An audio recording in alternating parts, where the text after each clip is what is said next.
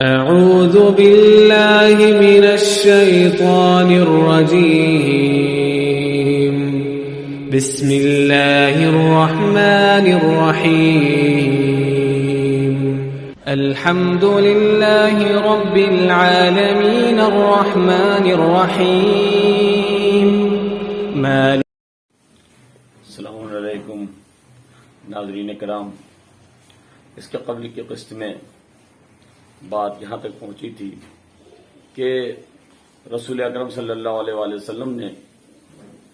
مہاجرین اور انصار کے درمیان مواخات قائم کی، ایک دوسرے کو ان کا بھائی بنا دیا، اور اس کے علاوہ مدینے میں وہاں یہودی بستیاں بھی تھیں، اور وہ یہودی بستیاں اس میں مین جو 3 قبیلے ایسے تھے جو یہودیوں کے وہاں پر تھے، جن میں بنی قریظہ، بنی نذیر اور بنی قینقاع۔ اس کے علاوہ جو لوگ تھے وہ سب انہی کے ساتھ رہنے والے لوگ تھے، اور یہ لوگ وہی تھے جو گزشتہ آسمانی کتابوں کے ذریعے لوگوں کو یہ بتایا کرتے تھے، پیشن گوئیاں کیا کرتے تھے کہ وہ رسول آنے والا ہے جو آخری نبی ہوگا، خاتم النبیین ہوگا۔ لیکن جب وہی رسول مدینے میں پہنچ گیا، جب وہی رسول مبعوث ہو گیا، تو اب انہوں نے اس پر ایمان لانے سے انکار کر دیا۔ وہ کیوں؟ وہ اس لیے کہ ان کے جو سیاسی حیثیت تھی اور جو ان کا جو خود کا اقتدار تھا وہ متزلزل نظر آنے لگا۔ وہ سمجھنے لگے کہ اب ہمارا اقتدار خطرے میں آ گیا، اور اگر ہم اسلام قبول کر لیتے ہیں تو پھر ہمارے جو جاہ و حشم اور جو ہماری عیش و عشرت ہے یہ سب ختم ہو جائے گی۔ تو ان لوگوں نے اسلام قبول نہیں کیا، لیکن آسمانی کتاب کے علم کی وجہ سے ان کو یہ بھی پتا تھا کہ یہ جو رسول آ رہا ہے یہ مدینے کیا پورے ورلڈ پہ چھا جانے والا ہے، اور ان کو اس بات کا خدشہ تھا کہ مدینے میں رسول آ گئے ہیں اور یہ پوری طور سے مدینے پہ چھا جائیں گے۔ تو انہوں نے بہتر یہ سمجھا کہ اپنے اقتدار کو برقرار رکھنے کے لیے، اپنی سیاسی حیثیت کو برقرار رکھنے کے لیے انہوں نے ایک معاہدہ کرنا چاہا، اور رسول کے پاس ان کا ایک وفد آتا ہے۔ تبری لکھتے ہیں کہ ان کا ایک وفد رسول کے پاس آیا، اور آنے کے بعد رسول سے کہتا ہے کہ ہم آپ سے معاہدہ کرنا چاہتے ہیں، اور اس معاہدے میں جو شرائط تھی وہ یہ تھی کہ نہ تو ہم آپ کا، اگر آپ سے کسی سے جنگ ہوتی ہے تو ہم اس میں آپ کا جنگ میں ساتھ نہیں دیں گے، اور نہ ہی ہم آپ کی کوئی مخالفت کریں گے، اور نہ ہی جو آپ کے دشمن ہیں ہم کسی طریقے سے ان کی مدد کریں گے، اور اس کے علاوہ جو آپ کے انصار اصحاب ہیں وہ کسی طریقے سے ہمارے جو ساتھی ہیں ان کا تعرض نہیں کریں گے، اور نہ ہی ہم ان کا تعرض کریں گے۔ رسول نے انہی شرائط پر یہ معاہدہ قبول کر لیا، لیکن ساتھ میں رسول نے یہ کہا کہ دیکھو، اگر اس معاہدے کی خلاف ورزی ہوتی ہے تو پھر تمہاری جان مال کی عزت کے ہم ذمہ دار نہیں ہوں گے۔ جب یہ بات طے ہو گئی تو رسول نے اس معاہدے کو 3 کاپیوں میں اس کو لکھوا کر اور اس پر دستخط کر کے ان کے حوالے 3 قبیلوں کے حوالے، بنی قریظہ، بنی نذیر اور بنی قینقاع کے حوالے کر دیا۔ اور کہ حمید یہ لکھتے ہیں کہ یہ جو معاہدہ ہوا ہے اس کی جو شرائط ہیں، اس کی جو شرائط تھی وہ یہ تھی کہ پہلی شرط اس کی یہ تھی کہ یہ معاہدہ محمد اور دیگر اقوام کے درمیان ہے جو مسلمانوں سے کاروبار کرتے ہیں۔ دوسری شرط اس کی تھی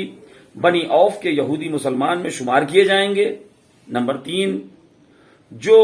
بیرونی دشمن کے مدافعت کریں گے۔ نمبر 4 اس معاہدے میں شریک ہونے والی قومیں ایک دوسرے کو فائدہ پہنچاتی رہیں گی۔ نمبر 5، جنگ کے مصارف کا بار سب پر یکساں ہوگا۔ نمبر 6، جنگ کے مصارف نمبر 5، جنگ کے مصارف کا بار سب پر یکساں ہوگا، اور نمبر 6، یہودیوں کے دوست دار قوموں کے حقوق یہودیوں کے برابر شمار کیے جائیں گے۔ اور 7ویں نمبر پر انہوں نے لکھا ہے کہ معاہدے میں شامل ہونے والی قومیں مدینے میں کبھی کشت و خون نہ کریں گی۔ انہوں نے یہ 4 شرائط لکھی، لیکن اس کے باوجود دوسرے جو مورخین ہیں اور اس وقت کے لکھنے والے جو حضرات ہیں، انہوں نے اسے بڑے تفصیل سے لکھا ہے، اور اتنی تفصیل سے لکھا، اور اس کا نام جو دیا ہے وہ اس کا نام صحیفہ دیا ہے۔ یہ جو معاہدہ ہوا اس کو صحیفہ کہہ کے بلایا جا رہا تھا، اور اس کے اندر بھی جو شرائط ہیں اس میں یہ ہے کہ خدا کے پیغمبر محمد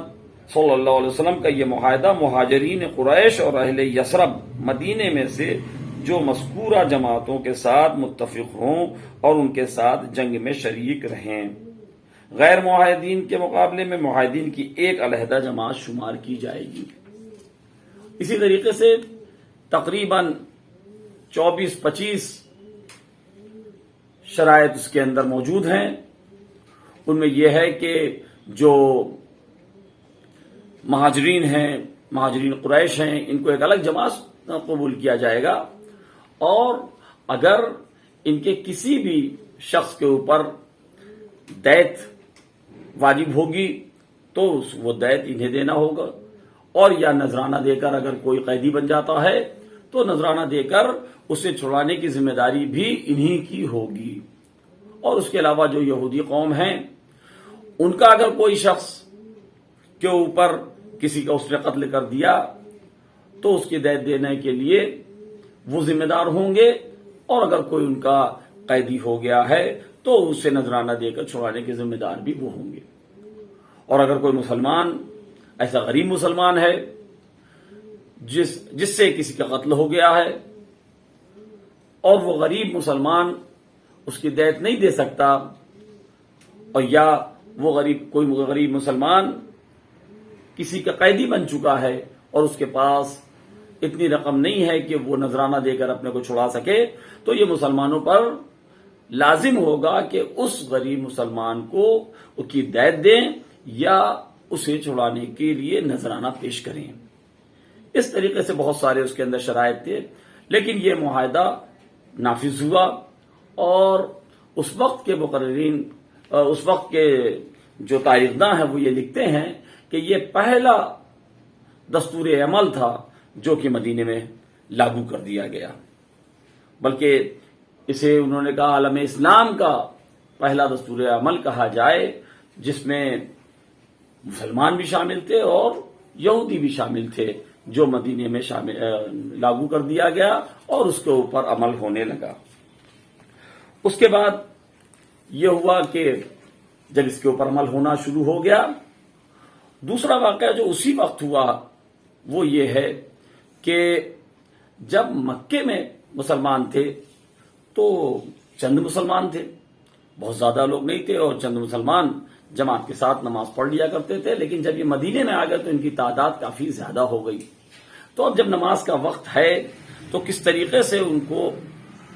خبر ہو کہ نماز کا وقت آ گیا ہے، یا وہ جماعت میں شامل ہونے والے حضرات جمع ہو جائیں اور نماز شروع ہونے والی ہے، تو کس طریقے سے انہیں یہ پتا چلے کہ اب نماز شروع ہونے والی ہے۔ تو ان دونوں چیزوں کے لیے ایک اذان اور اقامت کی شروعات ہوئی۔ اقامت اور اذان یہ دونوں چیزیں، یہ دونوں مسئلوں کو حل کرنے کے لیے کافی تھی، اور یہیں سے جو اس وقت کے مورخ ہیں وہ لکھتے ہیں کہ یہ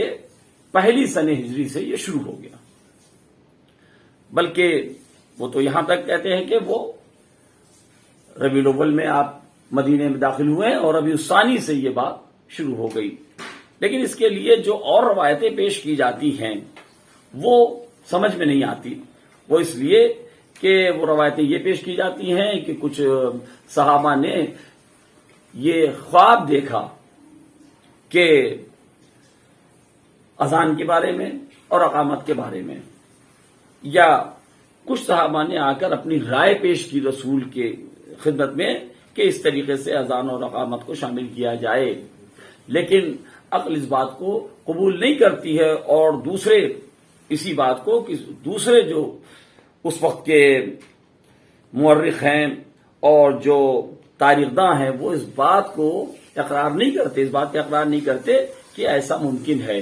کیونکہ اسلام کے جتنے بھی حکم ہیں وہ کسی کے رائے سے رسول نافذ نہیں کرتے تھے یا کسی کے خواب دیکھنے سے رسول نافذ نہیں کرتے تھے، بلکہ اسلام کے تمام اصول اور یہ خاص اصول جس میں اقامت اور اذان شامل ہوگی، یہ کسی کی رائے اور کسی کے خواب کے ذریعے نہیں ہو سکتی،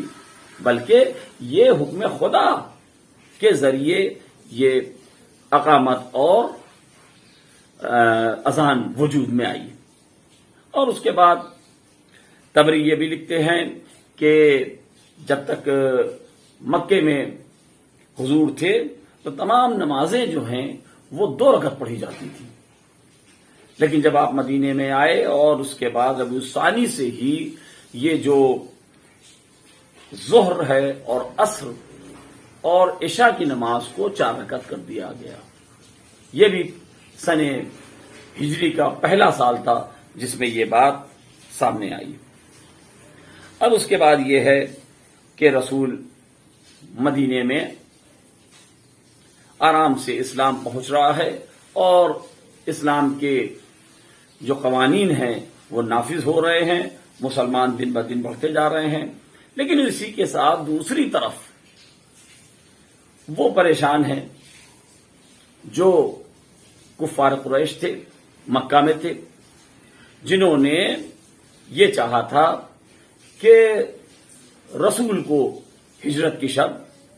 رسول کا قتل کر دیا جائے تاکہ رسول مدینے کی طرف کوچ نہ کر سکیں، کیونکہ ان کو دشمنی رسول سے نہیں تھی۔ اگر انہیں دشمنی رسول سے ہوتی تو جب رسول مکے سے مدینے کی طرف چلے گئے تھے تو ان کو چین و سکون کی سانس لینی چاہیے تھی کہ جو ہمارا دشمن تھا وہی ہم سے دور ہو گیا، لیکن ان کو رسول سے دشمنی نہیں تھی، بلکہ رسول جو اسلام لے کر آئے تھے انہیں رسول کی اس مہم سے، رسول کی اس تحریک سے دشمنی تھی، رسول کے اس اسلام مذہب سے دشمنی تھی کہ یہ اسلام پھیلنے نہ پائے۔ اس وجہ سے جب رسول ہجرت کرنے لگے تو انہوں نے یہ چاہا کہ رسول ہجرت نہ کر پائیں اور ان کا قتل کر دیا جائے، لیکن خدا کا ایسا کرنا تھا کہ رسول نے خیریت کے ساتھ ہجرت کر کے رسول مدینے پہنچ گئے۔ اب یہ یہاں پر اپنی شکست محسوس کر رہے تھے کہ جسے ہم چاہ رہے تھے کہ وہ مدینے نہ پہنچ پائے اور اس کا قتل ہو جائے، وہ مدینے پہنچ گیا اور اب اسلام وہاں اور تیزی سے پھیلنا شروع ہوگا، اور ہمارا تمام منصوبہ جو ہم نے بنایا تھا وہ سب فیل ہو گیا، میری شکست ہوئی۔ تو یہ شکست ماننے کے لیے تیار نہیں تھے۔ اب یہ سوچ رہے تھے کہ چلیے ٹھیک ہے، رسول چلے گئے مدینے میں چلے گئے، لیکن مدینے میں 2 بڑے قبیلے ہیں جو آپس میں جانی دشمن ہیں، ایک اوس اور دوسرے خزرج۔ انہوں نے کہا ٹھیک ہے وہاں پہنچ تو گئے ہیں، لیکن اگر اوس ان کے ساتھ آ جاتے ہیں رسول خدا کے ساتھ تو خزرج ان سے برسر پیکار ہو جائیں گے، کیونکہ اوس اور خزرج جانی دشمن تھے، ایک دوسرے کے مخالف۔ تو یا خزرج اگر رسول کے ساتھ آ جائیں گے تو اوس جو ہیں رسول کے جانی دشمن ہو جائیں گے، اس لیے ایک قبیلہ تو کم سے کم ان سے برسر پیکار رہے گا۔ لیکن جب اس کی خبر ان کو پہنچی کہ رسول نے ان دونوں قبیلوں کو ملا کر دونوں قبیلوں کے درمیان صلح کروا دی ہے اور ان کے اندر مواقعات قائم کر دی ہے، اب اوس کے بھی جو افراد ہیں اور خزرج کے جو افراد ہیں وہ سب کے سب مسلمان ہو چکے تھے اور سب ایک دوسرے کے بھائی ہو گئے تھے، تو ان کو بڑا ایک جھٹکا لگا، لیکن پھر بھی اطمینان کو یہ تھا کہ کوئی بات نہیں، اگر یہ ایک ہو گئے ہیں تو جو یہودی بستیاں ہیں وہ طاقتور بھی ہیں اور کافی جو ہے پیسے والی بھی ہیں، تو وہ ان سے برسر پیکار تو رہیں گی، کیونکہ وہ یہودی جو ہیں وہ تو رسول کا ساتھ نہیں دے سکتے کسی بھی حال میں۔ لیکن یہاں پر بھی ان کو شکست کھانی پڑی اور ان تک یہ خبر پہنچی کہ رسول نے اس معاہدے کو قبول کر لیا ہے جو یہودی خود ہی لے کر آئے تھے۔ رسول کو ان کے پاس جانے کی ضرورت نہیں پڑی، بلکہ یہودی خود ہی معاہدہ لے کر آئے تھے، اور اس معاہدے کے تحت ایک دوسرے کے برسر پیکار یہ نہیں ہو سکتے، بلکہ دونوں مل جل کر باہری دشمن سے لڑنے کے لیے تیار تھے۔ تو ان کو پھر مایوسی ہاتھ لگی۔ اب کفار قریش مکے میں بیٹھ کر یہ سوچنے لگے کہ اب ایسا کیا کیا جائے کہ ہم مدینے میں کسی طریقے کا خلفشار برپا کر سکیں۔ اس بات پر بھی غور و فکر چلی رہی تھی کہ ان کے جاسوسوں نے ایک خبر دی کہ ایک اچھی خبر ہے، وہ یہ ہے کہ جن حضرات نے حضرات مسلمان ہوئے ہیں، جنہوں نے اسلام قبول کیا ہے، ان میں ایک طبقہ ایسا بھی ہے جو منافقین کا طبقہ ہے، جنہوں نے بظاہر تو اسلام قبول کر لیا ہے لیکن بباطن وہ اپنے پرانے مذہب پر قائم ہیں، اور مصلحتاً جو ہے وہ لوگوں کے سامنے اپنے کو یہ بتا رہے ہیں کہ ہم نے اسلام قبول کر لیا، مسلمان ہو گئے ہیں۔ اب انہوں نے کہا کہ یہ بہت اچھی خبر ہے، اور جب یہ پتہ کیا گیا کہ ان منافقین میں ان کا سرغنہ، ان کا سردار کون ہے، تو پتہ چلا ان کا سردار عبداللہ بن ابی ہے۔ جب انہوں نے یہ دیکھا کہ عبداللہ بن ابی اس کا سردار ہے تو اس سے فائدہ اٹھایا جائے، اور انہوں نے اسی کے توسط سے مدینے والوں کے نام پر ایک خط لکھا۔ مدینے والوں کے نام پر اس طریقے سے خط لکھا، عبداللہ ابن ابی کے توسط سے ان کے پاس یہ خط آیا، اے مدینے والو، تم ہوشیار ہو جاؤ، کیونکہ تم نے ہمارا ایک آدمی اپنے ہاں اپنے مدینے میں، ہمارا ایک آدمی تمہارے مدینے میں قیام کرتا ہے، تم نے اپنا مہمان بنا رکھا ہے اسے، اور تم اسے ہمارے حوالے کر دو کیونکہ وہ ہمارا آدمی ہے، اور اگر تم ایسا نہیں کرتے تو تم یہ سمجھ لو یا تو تم اس سے جنگ کرو، اور جنگ کرنے کے بعد اس کو قید کر کے ہمارے حوالے کر دو،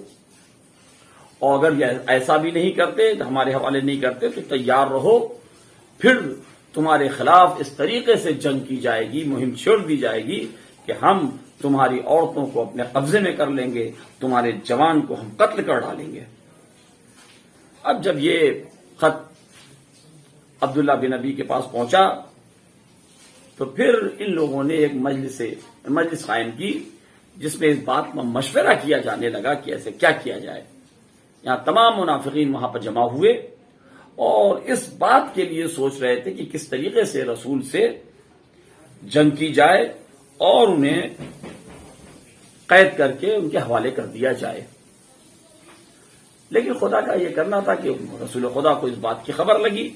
اور آپ فوراً اس جگہ پہنچ گئے جہاں پر یہ مشورہ کیا جا رہا تھا، جہاں وہ مجلس قائم کی گئی تھی جس میں یہ مشورہ ہو رہا تھا، اور رسول نے وہاں ایک تقریر کی کہ سن لو، یہ مکے والوں نے تمہیں دھوکہ دیا ہے اور تم اس بات سے باز آؤ کہ تم کشت و خون اس مدینے کے اندر کرو گے، اور اگر تمہیں کشت و خون پر تم آمادہ ہو تو پھر یہ سمجھ لو کہ تمہارے ہی بھائی جو ہمارا ساتھ دیں گے تمہیں ان کا خون بہانا پڑے گا۔ اس لیے اس سے بہتر یہ ہے کہ جس طریقے سے تمہارے بھائی ہمارے ساتھ ہیں اور